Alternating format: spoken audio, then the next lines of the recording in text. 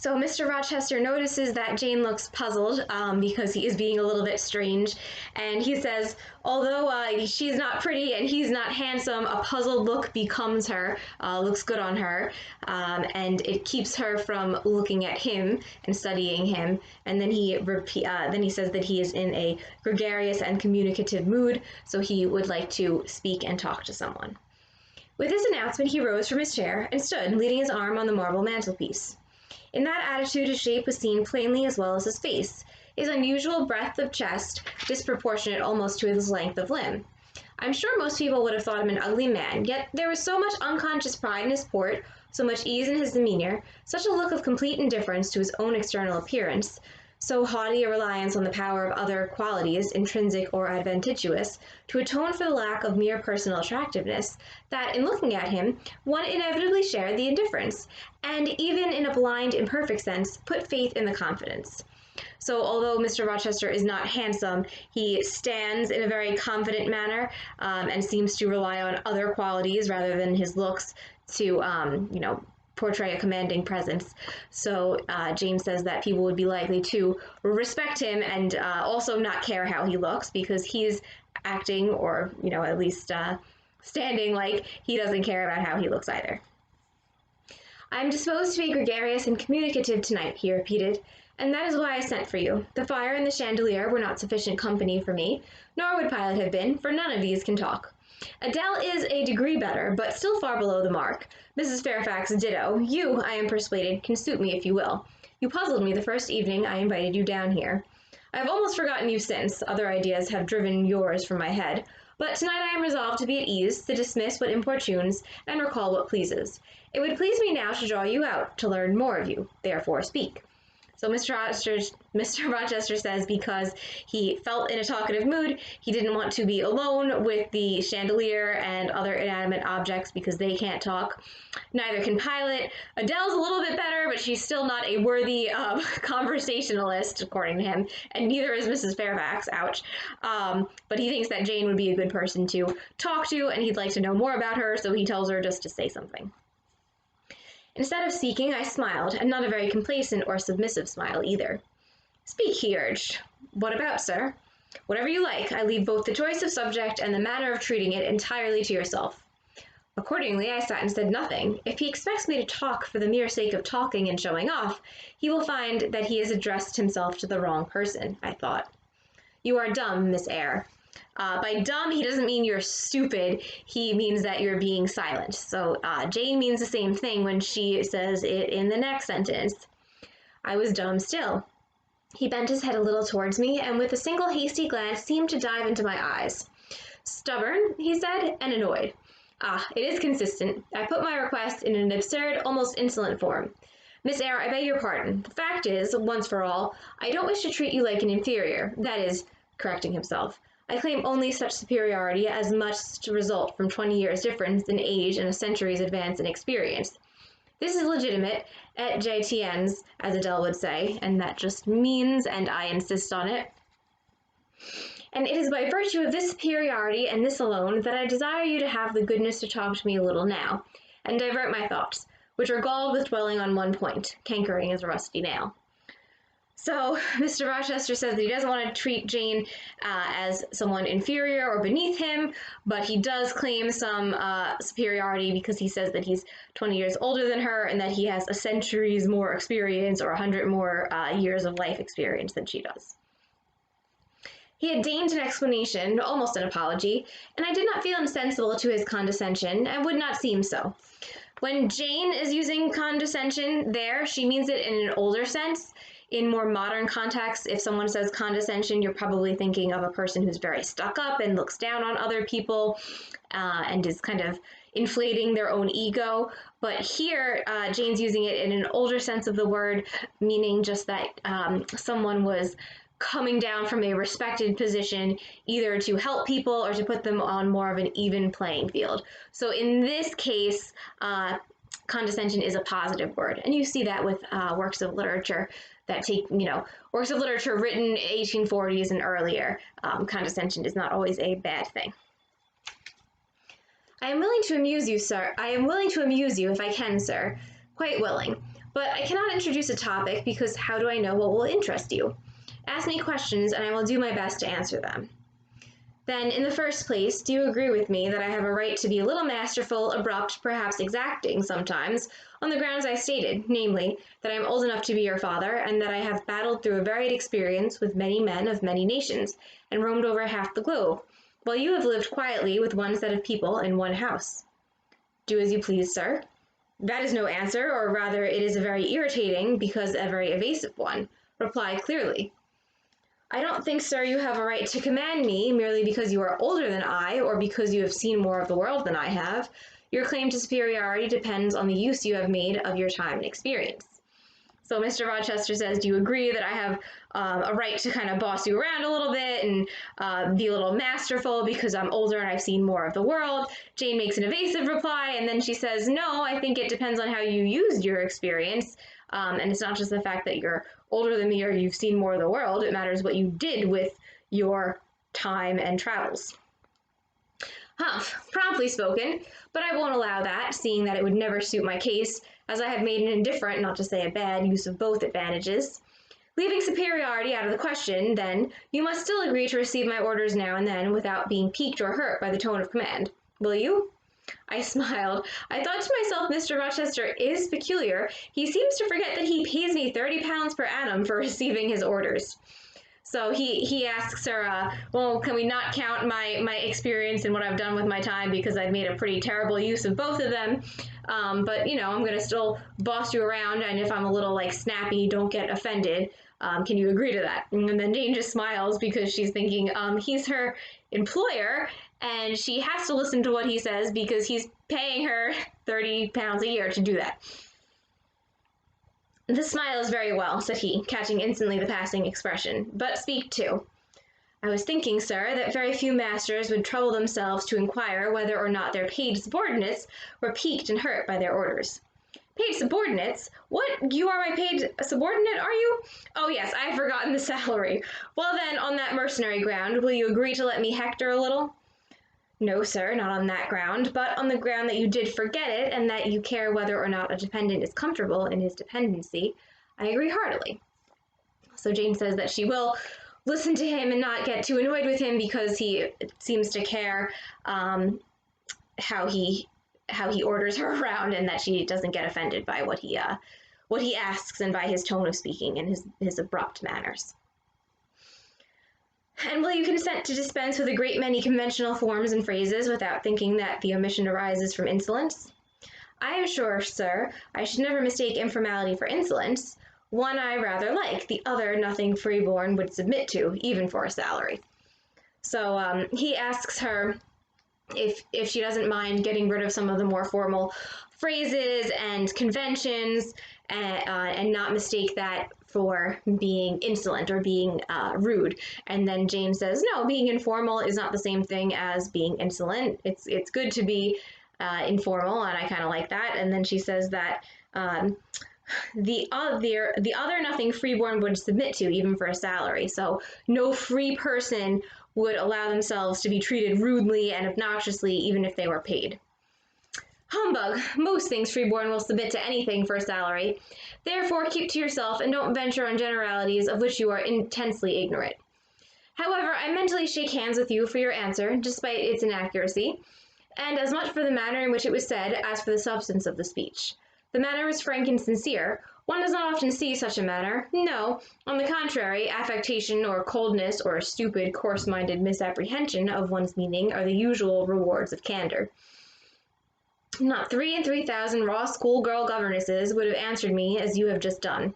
But I don't mean to flatter you. You are cast in a different mold to the majority. It is no merit of yours. Nature did it. Oh, sorry, but if you are cast in a different mold to the majority, it is no merit of yours. Nature did it. And then, after all, I go too fast in my conclusions. For what I yet know, you may be no better than the rest. You may have intolerable defects to counterbalance your few good points. So Mr. Rochester respects her answer, but he says that people will submit to anything if they can get money. So he kind of questions her on that, but he likes her feisty spirit and her honesty, and her response to his honesty. And so may you, I thought. My eye met his as the idea crossed my mind. He seemed to read the glance, answering as if its import had been spoken as well as imagined. Yes, yes, you are right, said he. I have plenty of faults of my own, I know it, and I don't wish to palliate them, I assure you. God wot I need not be too severe about others. I have a past existence, a series of deeds, a color of life to contemplate within my own breast, which might well call my sneers and censures from my neighbors to myself. I started, or rather, for like other defaulters, I like to lay half the blame on ill fortune and adverse circumstances. I was thrust onto a wrong tack at the age of 21, and have never recovered the right course since. But I might have been very different. I might have been as good as you, wiser, almost stainless. I envy you your peace of mind, your clean conscience, your unpolluted memory. Little girl, a memory without blot or contamination must be an exquisite treasure, an inexhaustible source of pure refreshment, is it not? How is your memory when you were 18, sir? So now Mr. Rochester's saying that he has a past existence. He had done something that maybe other people would criticize or look down on. He was set on a wrong tack, so he got on the wrong path in life at 21, 1 and 20. But he might have been different. He might have been like Jane, and he might have been a good, wise person. And then she asks him, well, how were you at 18? So she wants to know what he was like at her age. All right then, limpid, salubrious, no gush of bilge water had turned it to fetid puddle. I was your equal at 18, quite your equal.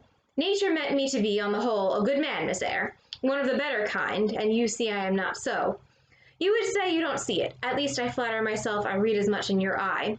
Beware, by the by, what you express with that organ, I am quick at interpreting its language. Then take my word for it. I am not a villain, you are not to suppose that, not to attribute to me any such bad eminence, but owing, I verily believe, rather to circumstances than to my natural bent, I am a trite commonplace sinner, hackneyed in all the poor petty dissipations with which the rich and worthless try to put on life. Do you wonder that I vow this to you? Know that in the course of your future life, you will often find yourself elected the involuntary confidant of your acquaintances' secrets. People will instinctively find out, as I have done, that it is not your forte to tell of yourself, but to listen while others talk of themselves. They will feel, too, that you listen with no malevolent scorn of their indiscretion, but with a kind of innate sympathy, not the less comforting and encouraging because it is very unobtrusive in its manifestations. How do you know? How can you guess all this, sir? So Mr. Rochester tells her that at 18 he was equal to her, that he's not a bad person now, but he's been through some things, and he's done all of the hackneyed, so all of the typical trite things that a rich person would do that are not too good. He also says that he can tell what she's thinking through her eyes, so he says, be careful your expressions. And he also tells her that she seems like a good listener, and she'll often find herself on the receiving end of people's stories. And I think that would be true of many people who are good listeners and less likely to talk about themselves. They'll listen to other people, and sometimes they may hear more than they bargained for. I know it well, therefore I proceed almost as freely as if I were writing my thoughts in a diary. You would say I should have been superior to circumstances, so I should. But you see I was not. When fate wronged me, I had not the wisdom to remain cool. I turned desperate. Then I degenerated. Now when any vicious simpleton excites my disgust by his paltry ribaldry, I cannot flatter myself that I am better than he. I am forced to confess that he and I are on a level. I wish I had stood firm. God knows I do. Dread remorse when you are tempted to err, Miss Eyre. Remorse is the poison of life. Repentance is said to be its cure, sir. So he says remorse and regret is the poison of life. It kind of ruins everything. And then Jane says, well, if you repent, if you say you're sorry and you make up for what you've done, that will cure the poisoning. It is not its cure. Reformation may be its cure, and I could reform. I have strength yet for that, but where is the use of thinking of it, hampered, burdened, cursed as I am? Besides, since happiness is irrevocably denied me, I have a right to get pleasure out of life, and I will get it, cost what it may. Then you will degenerate more, still more, sir. Possibly, yet why should I, if I can get sweet, fresh pleasure? And I may get it as sweet and as fresh as the wild honey the bee gathers on the moor. It will sting, it will taste bitter, sir. How do you know? You never tried it. How very serious, how very solemn you look. And you are as ignorant of the matter as this cameo head, taking one from the mantelpiece. You have no right to preach to me, you neophyte, that have not passed the porch of life and are absolutely unacquainted with its mysteries. I only remind you of your own words, sir. You said error brought remorse, and you pronounce remorse the poison of existence. So this is a very vague conversation, but Jane is really saying, Mr. Rochester says, oh, maybe if I change myself, maybe I can change myself, but why not just enjoy life and get some pleasure out of life? And then Jane says, if you're doing something wrong to enjoy yourself, then it's just going to make the whole situation worse. And then he says, how do you know you haven't, lived as long as I have, et cetera, et cetera. And she said, I'm just listening to what you said. You said regretting things was bad, so don't do things that you will regret.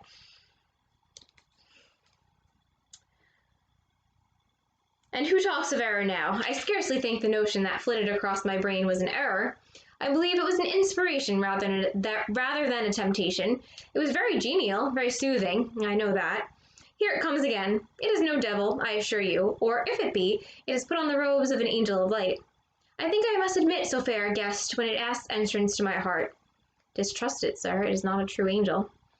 Once more, how do you know? By what instinct do you pretend to distinguish between a fallen seraph of the abyss and a messenger from the eternal throne, between a guide and a seducer? I judge by your countenance, sir, which was troubled when you said the suggestion had returned upon you. I feel sure it will work you more misery if you listen to it. Not at all. It bears the most gracious message in the world. For the rest, you are not my conscience keeper, so don't make yourself uneasy. Here, come in, bonny wanderer. He said this as if he spoke to a vision, viewless to any eye but his own. Then, folding his arms, which he had half extended, on his chest, he seemed to enclose in their embrace an invisible being. So, Jane says, don't let in this temptation. Mr. Rochester says, it looks like it's good and is going to be a happy angel type of thing. And then he, does this mock, hugging and embracing whatever is coming in, whatever this inspiration is to him. Jane's reacting to this pretty well, even though he's, again, being pretty strange about everything. Now he continued, again addressing me, I have received the pilgrim, a disguised deity, as I verily believe. Already it has done me good. My heart was a sort of charnel. It will now be a shrine. To speak truth, sir, I don't understand you at all. I cannot keep up the conversation, because it has got out of my depth. Only one thing I know. You said you are not as good as you should like to be, and that you regretted your own imperfection. One thing I can comprehend. You intimated that to have a sullied memory was a perpetual bane. It seems to me that if you tried hard, you would in time find it possible to become what you yourself would approve, and that if from this day you began with resolution to correct your thoughts and actions, you would in a few years have laid up a new and stainless store of recollections, to which you might revert with pleasure. So Jane says, I really don't know what you're talking about. I can't understand you. I just know that it seems like you can change, and if you live a good life, then you'll have memories of being a good person to fall back on, and that will give you its own sense of pleasure and satisfaction. Justly thought, rightly said, Miss Eyre, and at this moment I am paving hell with energy. Sir, I am laying down good intentions, which I believe durable as flint. Certainly my associates in pursuit shall be other than they have been. And better? And better, so much better, as pure ore is than foul dross. You seem to doubt me. I don't doubt myself. I know what my aim is, what my motives are, and at this moment I pass a law unalterable as that of the Medes and Persians, that are both right. They cannot be, sir, if they require a new statute to legalize them. They are, Miss Eyre, though they absolutely require a new statute. Unheard of combinations or circumstances demand unheard of rules. That sounds a dangerous maxim, sir, because one can see at once that it is liable to abuse. Sententious sage, so it is, but I swear by my household gods not to abuse it. You are human and fallible. I am, so are you. What then? The human infallible should not arrogate a power with which the divine imperfect alone can be safely entrusted. So again, they're still talking about this very vague idea. Mr. Rochester says, oh, I can just make a new rule and everything will be fine. And then Jane says, well, you need to follow existing rules. And how can you know that you're making a good rule if you have to make another statute or law to make that rule acceptable? So she's kind of confused and thinks that he has some convoluted logic going on with whatever, question he is wondering about. The human infallible should not arrogate a power with which the divine and perfect alone can be safely entrusted. So Jane's saying, we as people can't just make up whatever rules we want. We have to follow some sort of a higher order or existing rules. We can't just change rules when we feel like it. What power? That of saying of any strange, unsanctioned line of action, let it be right. Let it be right, the very words, you have pronounced them. May it be right then, I said, as I rose, deeming it useless to continue a discourse which was all darkness to me, and besides, sensible that the character of my interlocutor was beyond my penetration, at least beyond its present reach, and feeling the uncertainty, the vague sense of insecurity, which accompanies a conviction of ignorance. So Jane is still very confused, doesn't know what he's talking about, and that kind of makes her insecure because she's just said all these things, but she really doesn't know even what she's arguing with him about. So she's gonna get up and leave, because what else can you do when you're having a useless conversation? Where are you going? To put Adele to bed. It is past your bedtime. You are afraid of me because I talk like a sphinx. Sphinxes are creatures in Greek and Egyptian, I believe, also mythology, and they are infamous for their difficult riddles. So he's saying that he's speaking in a convoluted, difficult to understand manner, which he is. Your language is enigmatical, sir, but though I am bewildered, I am certainly not afraid. You are afraid. Your self-love dreads a blunder. In that sense, I do feel apprehensive. I have no wish to talk nonsense. It's a nice zinger. Forgot about that one. If you did, it would be in such a grave, quiet manner, I should mistake it for sense. Do you never laugh, Miss Eyre? Don't trouble yourself to answer. I see you laugh rarely, but you can laugh very merrily, believe me. You are not naturally austere, any more than I am naturally vicious. The lowered constraint still clings to you somewhat, controlling your features, muffling your voice, and restricting your limbs. And you fear in the presence of a man and a brother, or father, or master, or what you will, to smile too gaily, speak too freely, or move too quickly. But in time, I think you will learn to be natural with me, as I find it impossible to be conventional with you. And then your looks and movements will have more vivacity and variety than they dare offer now. I see at intervals the glance of a curious sort of bird through the close-set bars of a cage. A vivid, restless, resolute captive is there, but were it but free, it would soar cloud-high. You are still bent on going? It has struck 9, sir. So Mr. Rochester says, oh, you're so serious all the time, and even if you were going to talk nonsense, it would probably seem like it was very logical because of your serious Lowood background, but I bet you could smile and be a little more warm and open after some time. And then he asks her if she's still going, and she's like, yes, the time is still past, gotta go. Never mind, wait a minute, Adele's not ready to go to bed yet. My position, Miss Eyre, with my back to the fire and my face to the room, favors observation. While talking to you, I have also occasionally watched Adele. I have my own reasons for thinking her a curious study, reasons that I may, nay, that I shall, impart to you some day. She pulled out of her box about 10 minutes ago a little pink silk frock. Rapture lit her face as she unfolded it. Coquetry runs in her blood, blends with her brains, and seasons the marrow of her bones. And then he says, I must try it on, cried she, and right away. And she rushed out of the room. She is now with Sophie, undergoing a robing process. In a few minutes she will re-enter, and I know what I shall see, a miniature of Celine Barons, as she used to appear on the boards at the rising of... But never mind that. However, my tenderest feelings are about to receive a shock. Such is my presentiment. Stay now, to see whether it will be realized. Ere long, Adele's little foot was heard tripping across the hall. She entered, transformed as her guardian had predicted. A dress of rose-colored satin, very short, and as full in the skirt as it could be gathered, replaced the brown frock she had previously worn. A wreath of rosebuds circled her forehead. Her feet were dressed in silk stockings and small white satin sandals. Is my dress all right? And my shoes? And my stockings? Cried she, bounding forwards. Wait, I believe I am going to dance. And spreading out her dress, she sashayed across the room, till having reached Mr. Rochester, she wheeled lightly round before him on tiptoe, then dropped on one knee at his feet, exclaiming, "Thank you so very much, sir, for your kindness. Mamma used to do it just like that, didn't she?" "Precisely," was the answer, and Sorry, everyone. And like that, she charmed my English gold out of my British breeches pocket.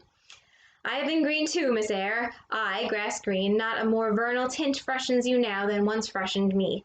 My spring is gone, however, but it has left me that French floweret on my hands, which in some moons I would fain be rid of, not valuing now the root whence it sprang, having found that it was a sort of which nothing but gold dust could manure. I have but half a liking to the blossom, especially when it looks so artificial as just now. I keep it and rear it rather on the Roman Catholic principle of expiating numerous sins, great or small, by one good work. I'll explain all this some day. Good night. I'm not really going to attempt to explain what Mr. Rochester said because he will explain it someday, but something to do with the root and a blossom, and Adele's the blossom. He doesn't care as much about the root as the blossom, and he's really trying to like expiate or make up for something that he's done wrong by keeping Adele and kind of raising her. So that remains mysterious at least for another chapter or so. And that's chapter 14.